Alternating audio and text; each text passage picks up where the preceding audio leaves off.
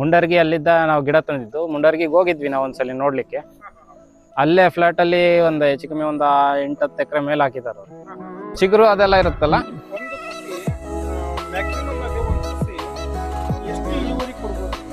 ಒಂದು 4 kg ಬರುತ್ತೆ sir.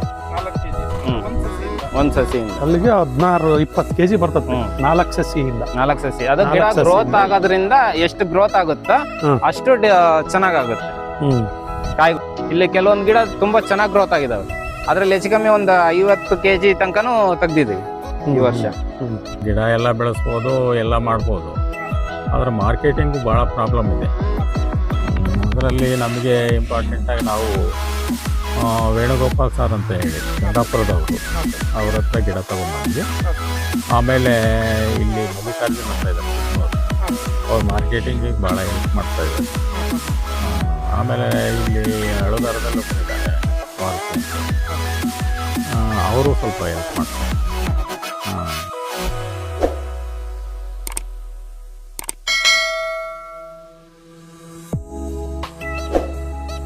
Sir ನಮಸ್ತೆ. ನಮಸ್ತೆ ಸರ್, ಯಶಸ್ವಿ ಕೃಷಿ ಯೂಟ್ಯೂಬ್ ಚಾನಲ್ಗೆ ತಮಗೆ ಸ್ವಾಗತ. ಹಾಂ. ಇವತ್ತೇನು ಇಲ್ಲಿ ಏನು ಬೆಳೆದಿದ್ದೀರಲ್ಲ ಡ್ರ್ಯಾಗನ್ ಫ್ರೂಟ್, ಸರ್ ಇದು ಎಲ್ಲ ಯಾವ ಥರ ಇದ್ರ ಟೋಟಲ್ ನೀವು ಇಲ್ಲಿ ಎಷ್ಟು ಎಕರೆ ಹಚ್ಚಿದ್ದೀರಿ? ಇಲ್ಲಿ ನಾವು ಒಂದು ಎಕರೆ ಹಚ್ಚಿದೀವಿ ಅಷ್ಟೇ. ಬೇರೆ ಕಡೆ ಎಲ್ಲ ಭಾಳ ಹಚ್ಚಿದ್ದಾರೆ. ಮುಂಡರ್ಗಿ ಅಲ್ಲಿದ್ದ ನಾವು ಗಿಡ ತಂದಿದ್ದು. ಮುಂಡರ್ಗಿಗೆ ಹೋಗಿದ್ವಿ ನಾವು ಒಂದ್ಸಲಿ ನೋಡ್ಲಿಕ್ಕೆ. ಅಲ್ಲೇ ಫ್ಲಾಟ್ ಅಲ್ಲಿ ಒಂದು ಹೆಚ್ಚು ಕಮ್ಮಿ ಒಂದು 8-10 ಎಕರೆ ಮೇಲೆ ಹಾಕಿದ್ದಾರೆ ಅವ್ರು. ಅವ್ರದ್ದು ಒಳ್ಳೆ ಪ್ರಾಫಿಟ್ ಇದೆ ಇದರಲ್ಲಿ. ಅದೇ ಇದು ಮೇಂಟೆನೆನ್ಸ್ ಮಾಡೋದ್ರ ಮೇಲೆ ಡಿಪೆಂಡ್ ಆಗುತ್ತೆ ಇದು. ಹಾಂ, ನಾವು ಯಾವ ಥರ ಇದು ಗಿಡ ತಂದು ಹಚ್ಚಿದಾಗಿಂದ ಯಾವ ಥರ ಮೇಂಟೈನ್ ಮಾಡ್ತೀವೋ ಅದ್ರ ಮೇಲೆ ಗ್ರೋತ್ ಇರುತ್ತೆ. ಗಿಡ ಗ್ರೋತ್ ಎಷ್ಟಿರುತ್ತೋ ಅದ್ರ ತಕ್ಕಂತೆ ಹೂವು ಕಾಯಿ ಜಾಸ್ತಿ ಆಗುತ್ತೆ. ನಮ್ದು ಪಿಂಕ್ ಕಲರ್. ಇದರಲ್ಲಿ 3 ವೆರೈಟಿ ಇದೆ. ಹಾಂ ಸರ್. ಒಂದು ಎಲ್ಲೋ ಬರುತ್ತೆ, ಎಲ್ಲೋ ನಮ್ಮ ಸೈಡ್ ಎಲ್ಲೂ ಹಾಕಿಲ್ಲ. ಹಾಂ ಸರ್. ಇನ್ನೊಂದು ವೈಟ್ ಇದೆ, ಅದು ಸ್ವಲ್ಪ ಹುಳಿ ಬರುತ್ತೆ, ಆಮೇಲೆ ಟೇಸ್ಟ್ ಅಷ್ಟಿರಲ್ಲ. ಇದು ಪಿಂಕ್ ಕಲರ್ ಚೆನ್ನಾಗಿರುತ್ತೆ, ಟೇಸ್ಟ್ ಇದೆ, ಚೆನ್ನಾಗೂ ಇದೆ. ಹಾಂ ಸರ್. ಸರ್, ಈಗ ಇಲ್ಲೇನು ನೀವು ಈಗ ಹಾಕಿದಿರಲ್ಲ ಡ್ರ್ಯಾಗನ್ ಫ್ರೂಟಾ, ಇದು ಸರಿಸುಮಾರು ಎಷ್ಟು ಎಕರೆ ಜಾಗದಲ್ಲಿದೆ ಸರ್? ಇದು 1 ಎಕರೆ ಜಾಗದಲ್ಲಿದೆ ಸರ್. 1 ಎಕರೆ ಜಾಗದಲ್ಲಿದೆ ಸರ್. ಈಗ ಇದನ್ನ ಹಚ್ಚಿ ಎಷ್ಟು ವರ್ಷ ಆಯ್ತು ಸರ್? ಇದು ಈಗ 3 ವರ್ಷ ಆಯ್ತು. ಈಗ 3ನೇ ವರ್ಷ ಸರ್ ಇದು. ಇದು 3ನೇ ವರ್ಷ. ಇದು 3ನೇ ಕಟಾವ್ ಆಗಿರೋದು. ಈಗ 3ನೇ ವರ್ಷದ ಕಟಾವು. ಹಾಂ ಸರ್. ಈಗ ಅಲ್ಲಿ ಒಂದು ಕಟಾವ್ ಆಗಿದೆ. ಹಣ್ಣು ಕಾಯಿ ಹೂವು ಸ್ವಲ್ಪ ಕಮ್ಮಿ ಇದೆ. ಈಗ ಮೋಡ ಮುಚ್ಕೊಂಡು ಸ್ವಲ್ಪ ಇದಿದೆ, ಬಿಸಿಲಿದ್ರೆ ಚೆನ್ನಾಗಿ ಓಕೆ. ಕೆಲವರು ಲೈಟಿಂಗ್ಸ್ ಅದನ್ನೆಲ್ಲ ಹಾಕಿದ್ದಾರೆ. ಹಾಂ ಸರ್. ಇಲ್ಲಿ ನಾವು ಲೈಟಿಂಗ್ಸ್ ಇನ್ನೂ ಹಾಕಿಲ್ಲ. ಸ್ವಲ್ಪ ಗಿಡ ಅದೆಲ್ಲ ಗ್ರೋತ್ ಆಗ್ಲಿ, ಸ್ವಲ್ಪ ಚೆನ್ನಾಗಾಗ್ಲಿ, ಆಮೇಲೆ ನೋಡೋಣ ಅಂತಂದು ನೆಕ್ಸ್ಟ್ ಇಯರ್ ಇಂದ ನಾವು ಸ್ಟಾರ್ಟ್ ಮಾಡ್ಬೇಕು ಲೈಟಿಂಗ್ಸ್. ಲೈಟಿಂಗ್ಸ್ ಹಾಕೋದ್ರಿಂದ ಬೇಸಿಗೆಯಲ್ಲೂ ಹೂವು ಹಣ್ಣು ಬರ್ತಾ ಇರುತ್ತೆ. ಅಂದ್ರೆ ಇವಾಗ ಬಂದಂಗ್ ಬರಲ್ಲ, ಅವಾಗ ಸ್ವಲ್ಪ ಕಮ್ಮಿ ಆಗುತ್ತೆ ಹೂಗಳು. ಇಲ್ಲಿ ಏನ್ ನೀವು ಈಗ ಹಾಕಿದಿರಲ್ಲ ಸರ್, ಇದು ಡ್ರ್ಯಾಗನ್ ಫ್ರೂಟ್, ಇದು ಒಂದು ಸಸಿ ಹಚ್ಚಲಿಕ್ಕೆ ಒಂದು ಗೂಟದಿಂದ ಸೇರ್ಕೊಂಡು 4 ಸಸಿಯಿಂದ ಸೇರ್ಕೊಂಡು ಟೋಟಲ್ ಎಷ್ಟು ಖರ್ಚು ಬರುತ್ತೆ ಸರ್? ಇದು ಎಲ್ಲ ನಾವೇ ಮಾಡ್ಸಿರೋದು. ಇಲ್ಲೇ ತಗೊಂಬಂದು ಐಟಮ್ಸ್ ಎಲ್ಲ ತಗೊಂಬಂದು ಲೇಬರ್ ಇಟ್ಕೊಂಡು ನಾವೇ ಮಾಡ್ಸಿದ್ದು. ನಾವು ಮಾಡ್ಸಿರೋದ್ರಿಂದ ಒಂದು ಕಂಬಕ್ಕೆ 600-650 ರೂಪಾಯಿ ಬಿದ್ದಿದೆ ಟೋಟಲ್ ರಿಂಗು ಎಲ್ಲ ಸೇರಿ. ಅದೇ ಹೊರಗಡೆ ತಗೊಂಬಂದ್ ಮಾಡ್ಬೇಕು ಅಂದ್ರೆ 700-800 ರೂಪಾಯಿ ಅಮೌಂಟ್ ಜಾಸ್ತಿ ಆಗುತ್ತೆ. 700-800 ರೂಪಾಯಿ ತನಕ ಖರ್ಚು ಬರ್ತದೆ. ಹಾ ಸರ್. ಸರ್, ಅದಾದ್ಮೇಲೆ ನೀವೇನ್ ಈಗ ಸಸಿ ಒಂದು ಗೂಟಕ್ಕೆ ಮ್ಯಾಕ್ಸಿಮಮ್ 4 ಸಸಿ ಹಚ್ಚುತ್ತೀರಿ ಅಂತ ಹೇಳಿದ್ರಿ. ಒಂದು ಸಸಿ ಏನ್ ಕಾಸ್ಟ್ ಬಿದ್ದತ್ ಸರ್ ನಿಮಗೆ? ಒಂದ್ ಸಸಿ ಅವಾಗ ನಮಗೆ 60 ರೂಪಾಯಿ ಬಿದ್ದಿತ್ತು. ಇವಾಗ ಏನ್ ರೇಟ್ ಇದೆ ಅಂತ ಗೊತ್ತಿಲ್ಲ. ಅವಾಗ 60 ರೂಪಾಯಿ ಬಿದ್ದಿತ್ತು. ಹಾ ಸರ್. ಮತ್ತೆ ಟ್ರಾನ್ಸ್ಪೋರ್ಟೇಶನ್ ಬಿಟ್ಟು ಅಲ್ಲಿಂದ ಇಲ್ಲಿಗೆ ಹಾಕೊಂಡ್ ಬಿಟ್ಟು 60 ರೂಪಾಯಿ ಒಂದ್ ಗಿಡಕ್ಕೆ. ಹಾ ಸರ್. ಸರ್, ಅದಾದ್ಮೇಲೆ ನೀವೀಗೇನೀಗ ಇದನ್ನ ಕೊಟ್ಟು ಹಾಕಿದಿರಲ್ಲ, ಯಾವ್ಯಾವ್ದು ಹಾಕ್ತಿರಿ ಸರ್ ನೀವೆಲ್ಲ? ಕೋಳಿ ಗೊಬ್ಬರ, ಕುರಿ ಗೊಬ್ಬರ 2 ಹಾಕಿದೀವಿ ಇವಾಗ. ನಾವು ಗಿಡ ಹಾಕಿದ್ಮೇಲೆ ಅದು 6 ತಿಂಗಳಿಗೆ ಒಂದ್ಸಲಿ ಹಾಕ್ತಾ ಇದೀವಿ ಕೋಳಿ ಗೊಬ್ಬರ, ಆಮೇಲೆ ಕುರಿ ಗೊಬ್ಬರನ. ನೆಕ್ಸ್ಟ್ ದನಿ ಗೊಬ್ಬರ ಆತರ ಮೇಂಟೈನ್ ಮಾಡ್ಬೇಕು ಅಂತಾರೆ. ಇನ್ನು ಮಾಡಿಲ್ಲ, ನೋಡ್ಬೇಕು ನೆಕ್ಸ್ಟ್. ಕೋಳಿ ಗೊಬ್ಬರ, ಕುರಿ ಗೊಬ್ಬರ ಮತ್ತೆ ಬೇರೆ ಏನಾದ್ರು ಕೊಡ್ತೀರಾ ಇದಕ್ಕಿಂತ? ಮತ್ತೆ ಏನಾದ್ರು ಲಿಕ್ವಿಡ್ ಆತರ ಏನಿಲ್ಲ ಸರ್. ಹಾ ಸರ್. ಇದು ಬೇಸಿಗೆ ಟೈಮಲ್ಲಿ ಒಂದು ಸ್ಪ್ರೇ ಬರುತ್ತೆ, ಪೌಡರ್, ವೈಟ್ ಪೌಡರ್ ಬರುತ್ತೆ. ಅದು ಯೆಲ್ಲೋ ಕಲರ್, ಬಿಸಿಲಿಗೆಲ್ಲ ಯೆಲ್ಲೋ ಕಲರ್ ಆಗ್ಬಿಡುತ್ತೆ, ಫುಲ್ ಡ್ರೈ ಆದಂಗೆ. ಅದು ಆತರ ಆಗ್ಬಾರ್ದು ಅನ್ನೋದಕ್ಕೆ ಸುಣ್ಣದ ಪೌಡರ್ ಅಂತ ಒಂದು ವೈಟ್ ಪೌಡರ್ ಬರುತ್ತೆ, ಅದನ್ನ ಹೊಡಿತೀವಿ. ಅದು ಬಿಟ್ರೆ ಬೇರೆ ಯಾವ ಔಷಧಿನೂ ಇದಕ್ಕೆ ನಾವೇನಿನ್ನು ಮಾಡಿಲ್ಲ. ಹಾ ಸರ್. ಸರ್, ಈಗ ಸರಿಸುಮಾರು ನೀವು 3 ವರ್ಷದಿಂದ ಡ್ರ್ಯಾಗನ್ ಫ್ರೂಟ್ ಬೆಳೀತಾ ಇದೀರಿ ಅಂತ ಹೇಳಿದ್ರಿ. ಸೊ ಸುಮಾರು ಇಲ್ಲಿ 450 ಗೂಟ, 400 ಚಿಲ್ಲರೆ ಇದಾವೆ. 400 ಚಿಲ್ಲರೆ ಗೂಟುಗಳಿದಾವೆ ಅಂತ ಹೇಳಿದ್ರಿ. ನೀವ್ ಹೇಳಿದ ಪ್ರಕಾರ ಟೋಟಲಿ ಆಗಿ 4.5 ಲಕ್ಷ ರೂಪಾಯಿ ಖರ್ಚು ಬಂದಿರ್ತತಿ ಈಗ ಇಲ್ಲಿವರೆಗೂ. ಈಗ ನಡುವೆ ಅಂತೂ ನೀವು ಯಾವ್ದೇ ತರ ಫೆಂಗಿಸೈಡ್ ಆರ್ ಪೆಸ್ಟಿಸೈಡ್ ಯಾವ್ದು ಯೂಸ್ ಮಾಡ್ತಾ ಇಲ್ಲ, ಇಲ್ಲ ಯಾವ್ದು ಯೂಸ್ ಮಾಡಂಗೂ ಇಲ್ಲ ಇದ್ರಲ್ಲಿ, ಹೌದಲ್ರಿ? ಇದ್ರಲ್ಲಿ ಇರ್ಬೆ ಗೊದ್ದ ಆತರ ಹತ್ತುತ್ತೆ. ಹಾ. ಅಂದ್ರೆ ಕಾಯಿ ಇದ್ದಾಗ ಏನು ಮಾಡಲ್ಲ, ಹಣ್ಣಾದಾಗ ಅದು ಎಲ್ಲ ಮೇಲ್ಗಡೆ ಎಲ್ಲ ರ್ಯಾಪರ್ ಎಲ್ಲ ತಿಂದು ಇದ್ ಮಾಡುತ್ತೆ. ಅದು ಸ್ವಲ್ಪ ಕಕ್ಕಾದಂಗ ಆಗುತ್ತೆ. ಹಾ. ಹಂಗಾಗಿ ಅದು ಹಣ್ಣು ರೇಟ್ ಹೋಗಲ್ಲ, ಯಾರು ತಗೊಳೋದು ಇಲ್ಲ. ಅದೇನೋ ಒಂಥರ ಇದು ಅಸಹ್ಯ ಕಾಣುತ್ತೆ ಅಂದು ಇದ್ ಮಾಡ್ತಾರೆ. ಹಂಗಾಗಿ ಅದೊಂದು ಪೌಡ್ರ್ ಬರುತ್ತಲ್ಲ, ಇರ್ಬೆ ಪೌಡ್ರ್, ಅದನ್ನ ಅವಾಗ ಹಾಕೊಂಡ್ತಾ ಇರ್ಬೇಕು. ನಾವೇನ ನಮ್ದ್ರಲ್ಲೇನ್ ಆತರ ಅಷ್ಟೊಂದು ಇದಾಗಿಲ್ಲ, ಸ್ವಲ್ಪ ಕಡಿಮೆನೆ, ಎಲ್ಲ ಒಂದೊಂದ್ ಗಿಡ ಇದೆ, ನೋಡ್ಕೊಂಡು ಇದ್ ಮಾಡ್ತೀವಿ. ಹಂಗ ಅಂತವನ್ನೆಲ್ಲ ಬಿಟ್ಬಿಟ್ಟು ಮಾರ್ಕೆಟಿಗೆ ಕಳ್ಸ್ಬೇಕಾದ್ರೆ ಅಂತವನ್ನೆಲ್ಲ ತೆಗೆದು ಬೇರೆಯವನ್ನೆಲ್ಲ ಇದ್ ಮಾಡ್ತೀವಿ. ಹಾ ಸರ್. ಸೊ ಟೋಟಲ್ ಆಗಿ ನೀವು ಇಲ್ಲಿಗೇನು 4.5 ಲಕ್ಷ ಎಕ್ಸ್ಪೆನ್ಸ್ ಮಾಡಿ ಇಲ್ಲಿವರೆಗೂ ಬೆಳೆದಿದ್ದೀರಿ. ಸೊ ಸುಮಾರು 3 ವರ್ಷ ಆಗೈತೆ ಇದು ಬೆಳೆಯಕತ್ತಿ. ಇಲ್ಲಿವರೆಗೂ ನಿಮಗೆ ಲಾಭಾಂಶ ಅಂದ್ರೆ 1 ಇಯರ್ಗೆ ಎಷ್ಟೆಷ್ಟು ಅರ್ನಿಂಗ್ ಆಗಿದೆ ಸರ್ ಇದರಿಂದ? ಅದೇ ಸರ್, ನಾವು ಯಾವ ತರ ಇದನ್ನ ಮೇಂಟೆನೆನ್ಸ್ ಮಾಡ್ತೀವೋ ಅದ್ರ ಮೇಲೆ ಹೋಗುತ್ತೆ. ಅದು 4 ಗಿಡನು 4 ಕಡೆಯಿಂದ ಹಚ್ಚೋದ್ರಿಂದ ಒಂದು ಕಂಬಕ್ಕೆ ನಮಗೆ 4 ಗಿಡನು ಗ್ರೋತಿಂಗ್ ಸಿಗುತ್ತೆ. 4 ಗಿಡನು ಒಂದೇ ಸಲ ಬರುತ್ತೆ. ಈಗ ಒಂದ್ ಗಿಡ ಹಾಕಿ ಒಂದ್ ಸೈಡ್ ಅಷ್ಟೇ ಬಿಡೋಕ್ಕಾಗೋದು, ಅದು ಫುಲ್ ಕವರ್ ಆಗಲ್ಲ. ಆಮೇಲೆ ಅದ್ಮೇಲೆ ರಿಂಗ್ ಇರೋದಕ್ಕೂ ಬ್ಯಾಲೆನ್ಸ್ ಮಾಡಕ್ಕಾಗಲ್ಲ. ಯಾವ್ದಾರು ಒಂದ್ ಕಡೆ ವಜೆ ಆಯ್ತು ಅಂದ್ರೆ ಅದು ಮುರ್ಕೊಂಡಿದಾಗೋದು ಸೋಲಕತ್ತೆ. ಹಂಗಾಗಿ 4 ಕಡೆ ಗಿಡ ಹಚ್ಚಿದ್ರೆ 4 ಕಡೆಯಿಂದ ಇದ್ ಮಾಡ್ತೀವಿ. ಆಯ್ತು ಬರ್ರಿ ಸರ್. ಇದು ಚಿಗುರು ಅದೆಲ್ಲ ಇರುತ್ತಲ್ಲ, ಒಂದು ಸಸಿ ಮ್ಯಾಕ್ಸಿಮಮ್ ಆಗಿ ಒಂದು ಸಸಿ ಎಷ್ಟು ಇಳುವರಿ ಕೊಡ್ಬೋದು ನಿಮಗೆ? ಒಂದು 4 kg ಬರುತ್ತೆ ಸರ್. ಅದು 4 kg ಒಂದ್ ಸಸಿಯಿಂದ ಅಲ್ಲಿಗೆ 16-20 kg ಬರ್ತದೆ 4 ಸಸಿಯಿಂದ. 4 ಸಸಿ ಅದು ಗಿಡ ಗ್ರೋತ್ ಆಗೋದ್ರಿಂದ ಎಷ್ಟು ಗ್ರೋತ್ ಆಗುತ್ತಾ ಅಷ್ಟು ಚೆನ್ನಾಗಾಗುತ್ತೆ ಕಾಯಿಗಳು. ಈಗ ಒಂದ್ ಗಿಡಕ್ಕೆ 4 kg ಸ್ಟಾರ್ಟಿಂಗ್ ಬರುತ್ತೆ, ಅದ್ ಗಿಡ ಗ್ರೋತ್ ಆದಂಗೆ ಇನ್ನೂ ಜಾಸ್ತಿ ಆಗ್ತಾ ಹೋಗುತ್ತೆ. ಇಲ್ಲಿ ಕೆಲವೊಂದ್ ಗಿಡ ತುಂಬಾ ಚೆನ್ನಾಗಿ ಗ್ರೋತ್ ಆಗಿದಾವೆ, ಅದ್ರಲ್ಲಿ ಹೆಚ್ಚು ಕಮ್ಮಿ ಒಂದು 50 kg ತನಕನೂ ತೆಗ್ದಿದೀವಿ ಈ ವರ್ಷ. ಕೆಲವೊಂದ್ ಗಿಡ ವೀಕ್ ಇರ್ತಾವಲ್ಲ, ಅವು ಕೆಲವು ಸ್ವಲ್ಪ ಕಮ್ಮಿ ಆಗುತ್ತಷ್ಟೇ. ಮ್ಯಾಕ್ಸಿಮಮ್ ನಿಮಗೆ 1 kg ಹಣ್ಣು ಏನ್ ರೇಟ್ ಸಿಕ್ಕರೆ ವರ್ಕೌಟ್ ಆಗುತ್ತೆ ಸರ್? ನೀವು ಮಾಡಿದಂತ ಖರ್ಚು ವೆಚ್ಚಗಳೆಲ್ಲ 150 ರೂಪಾಯಿ kg ಸಿಕ್ಕರೆ ನಮಗೆ ವರ್ಕೌಟ್ ಆಗುತ್ತೆ. 100-150. ಅಂದ್ರೆ ಎಲ್ಲ ಸೈಜ್ ಎಲ್ಲ ಅಲ್ಲಿ ಬಂದತ್ತಲ್ಲ, ಈ ಟೈಪ್ ಇದ್ರೆ ಇಲ್ಲ, ಇದೇನೋ ಸಣ್ಣ ಸೈಜು, ಇದಕ್ಕಿಂತ ಸೈಜ್ ಬರುತ್ತೆ. ಒಂದೊಂದು ಹಣ್ಣು 700-800 ಗ್ರಾಮ್ ತನಕನೂ ಬರ್ತಾ ಇದೆ. ಇವೆಲ್ಲ ಬಂದೆ ಕೆಲವೊಂದ್ ಗಿಡ ಗ್ರೋತ್ ಆಗಿದಾವೆ ಈ ಕಡೆ. ಇಲ್ಲಿ ನೋಡಿ, ಆ ಗಿಡ ಗ್ರೋತ್ ಆಗಿದೆ, ಅದು ಪ್ರೀತ ಬಿಡುತ್ತೆ. ಆಗ ಅಲ್ಲೊಂದಿದೆ, ಮೊನ್ನೆ ರೀಸೆಂಟ್ ಆಗಿ ಕಟ್ ಮಾಡಿದ್ವಿ.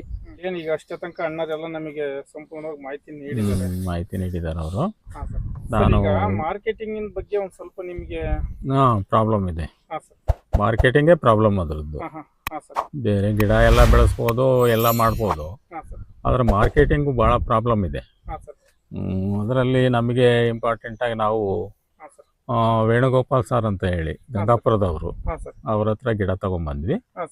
ಆಮೇಲೆ ಇಲ್ಲಿ ಮಲ್ಲಿಕಾರ್ಜುನ್ ಅಂತ ಇದ್ದಾರೆ ಸಿದ್ನೂರು, ಅವ್ರು ಮಾರ್ಕೆಟಿಂಗಿಗೆ ಭಾಳ ಹೆಲ್ಪ್ ಮಾಡ್ತಾ ಇದ್ದಾರೆ. ಆಮೇಲೆ ಇಲ್ಲಿ ಅಳುದಾರದಲ್ಲಿ ಒಬ್ರು ಇದ್ದಾರೆ ಮಾರುತಿ ಅಂತ ಹೇಳಿ, ಅವರು ಸ್ವಲ್ಪ ಹೆಲ್ಪ್ ಮಾಡ್ತಾರೆ. ಹಂಗಾಗಿ ಸ್ವಲ್ಪ ಮಾರ್ಕೆಟಿಂಗ್ ನಮಗೆ ಸ್ವಲ್ಪ ಉತ್ತಮ ಅನಿಸುತ್ತೆ. ಅವ್ರು ಒಂದು ವೇಳೆ ಇಲ್ಲದೆ ಹೋಗಿದ್ರೆ ನಮ್ದು ಭಾಳ ಕಷ್ಟ ಇತ್ತು. ಸರ್, ಈಗ ಇಲ್ಲೇನು ನೀವು ಸರಿ ಸುಮಾರು 1 ಎಕರೆ ಅಷ್ಟು ಏನು ಡ್ರ್ಯಾಗನ್ ಫ್ರೂಟ್ ಬೆಳೆದಿದ್ದೀರಲ್ಲ, ಈ ಡ್ರ್ಯಾಗನ್ ಫ್ರೂಟ್ ನಿಮಗೆ ಟೋಟಲ್ ಆಗಿ ಇಲ್ಲಿವರೆಗೆ ಬಂದಿರೋಂಥ ಎಕ್ಸ್ಪೆನ್ಸ್ ಪ್ಲಸ್ ನೀವು ಇಲ್ಲಿವರೆಗೂ ಅರ್ನಿಂಗ್ ಆಗಿರೋಂಥದ್ರ ಬಗ್ಗೆ ಸ್ವಲ್ಪ ಹೇಳ್ತೀರಾ? ನಮ್ಮದು ಪ್ರಾರಂಭದಲ್ಲಿ ಸ್ವಲ್ಪ ಮೇಂಟೆನೆನ್ಸ್ ಪ್ರಾಬ್ಲಮ್ ಆಯಿತು. ಹಾಂ ಸರ್. ಹಂಗಾಗಿ ಮೊದಲನೇ ವರ್ಷ ನಮಗೇನು ಸಿಗಲಿಲ್ಲ. ಹಾಂ ಸರ್. ಒಂದು 4.5 ಲಕ್ಷ ನಾವು 4.5 5 ಲಕ್ಷದವರೆಗೂ ನಾವು ಇನ್ವೆಸ್ಟ್ ಮಾಡಿದ್ವಿ, ಕಂಬ ರಿಂಗು ಅದೆಲ್ಲ. ಹಾಂ ಸರ್. ಅದಾದ ನಂತರ ಇನ್ನೇನು ಗಿಡ ಒಂದು ತಂದು ಹಾಕಿದ್ವಿ. ಅಲ್ಲಿಂದ ಸ್ವಲ್ಪ ನಮಗೆ ಇದಾಗಲಿಲ್ಲ. ಹಾಂ ಸರ್. ಹಿಂದಿನ ಸರಿ ನಾವು ಮಾಡಿದ ಇದು ಏನು ಗೊಬ್ಬರ ಔಷಧಿ ಇದು ಏನು ಮೇಂಟೈನ್ ಮಾಡಿದ್ವಿ, ಹಾಂ ಸರ್, ಅಷ್ಟಕ್ಕಾಯಿತು. ಹಾಂ ಸರ್. ಈ ವರ್ಷ ಪರವಾಗಿಲ್ಲ, ಈ ವರ್ಷ ಚೆನ್ನಾಗಾಗಿದೆ. ಹಾಂ ಹಾಂ. ಒಂದು 2.5 3 ಲಕ್ಷ ಈಗಾಗಲೇ ಫಸ್ಟ್ ಬೀಡಿಗೆ ಆಗಿದೆ. ಹಾಂ ಹಾಂ ಹಾಂ.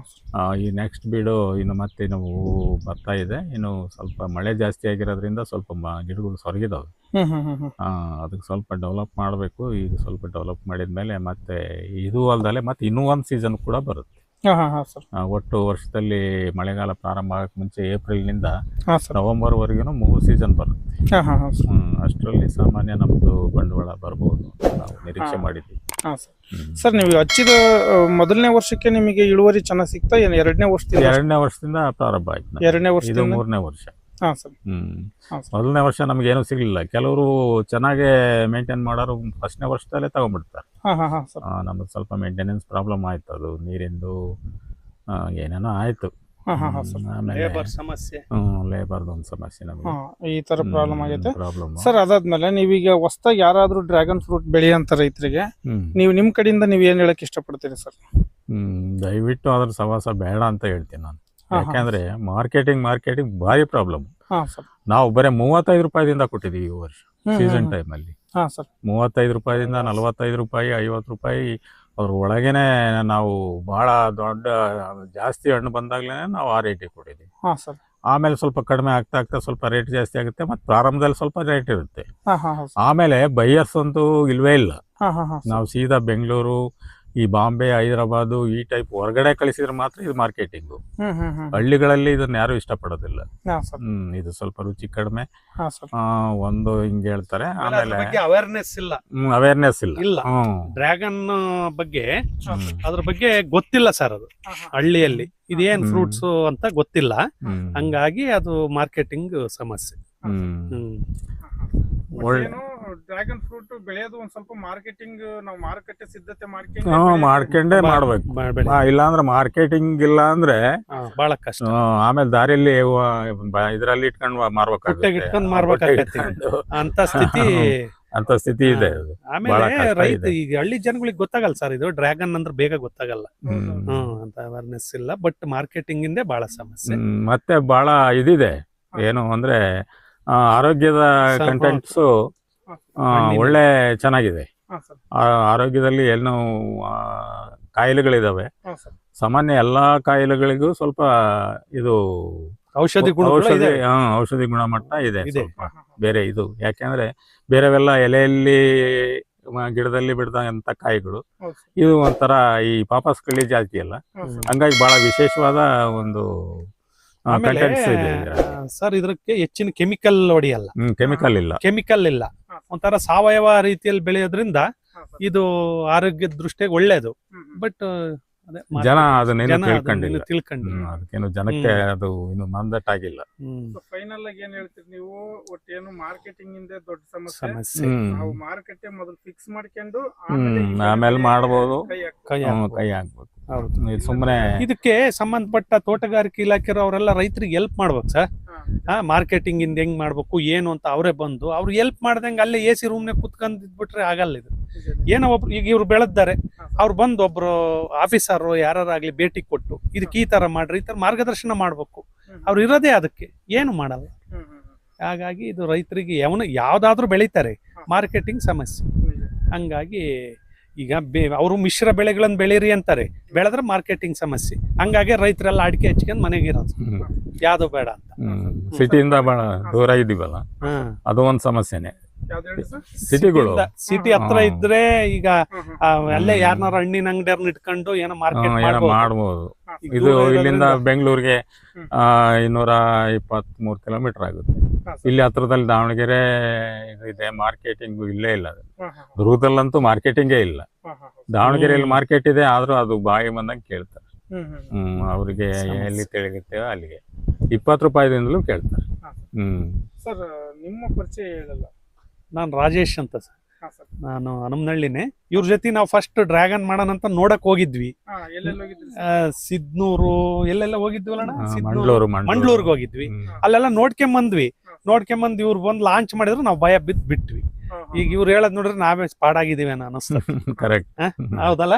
ನಾವ್ ಮಾಡ್ಲಿಲ್ಲ, ಇವ್ರು ಮಾಡಿದ್ರು. ಮಾಡಿದ್ರು ಸರಿ. ಇವ್ರು ಏನಾರ ಇಂಪ್ರೂವ್ಮೆಂಟ್ಸ್ ಆಗಿದ್ರೆ ನಮಗೂ ಒಂಥರ ಕುತೂಹಲ ಇರ್ತತಿ. ಇದು ಹಿಂಗಾದಾಗ ಸಮಸ್ಯೆ ಸರ್. ಹಾಗಾಗಿ ಇನ್ನೇನು ಸರ್, ಇಷ್ಟೇ ತನಕ ನೀವು ನಿಮ್ಮ ಸಮಯನ ಫ್ರೀ ಮಾಡ್ಕೊಂಡು ನಮಗೆ ಒಂದು ಮಾಹಿತಿ ಕೊಟ್ಟದಕ್ಕೆ ಧನ್ಯವಾದಗಳು ಸರ್. ಧನ್ಯವಾದಗಳು. Thank you.